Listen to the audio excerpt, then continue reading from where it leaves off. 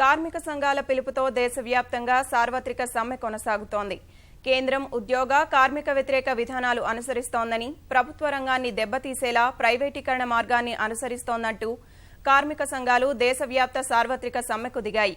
నూతన పెన్షన్ విధానం రద్దు, కార్మిక చట్టాల్లో మార్పులపై ఆగ్రహం వ్యక్తం చేస్తున్న కార్మిక సంఘాలు కనీస వేతనాన్ని 18,000కు పెంచడం వంటి 12 డిమాండ్లతో సమ్మెకు పిలుపునివ్వగా దేశవ్యాప్తంగా అనేక చోట్ల కార్మికులు రోడ్లపైకి వచ్చి సమ్మెలో పాల్గొంటున్నారు. ఆందోళనలు, బంద్లతో కేంద్రం తీరుపై నిరసన తెలుపుతున్నారు. సమ్మె కారణంగా బ్యాంకింగ్, టెలికాం వంటి కీలకమైన సేవలకు తీవ్ర అంతరాయం ఏర్పడగా ప్రజా రవాణా స్తంభించడం వల్ల దేశమంతటా ప్రజలకు తీవ్ర ఇక్కట్లు ఎదురవుతున్నాయి. పలుచోట్ల దుకాణాలు, కార్యాలయాలు మూతపడగా రోడ్లు నిర్మానుష్యంగా కనిపిస్తున్నాయి.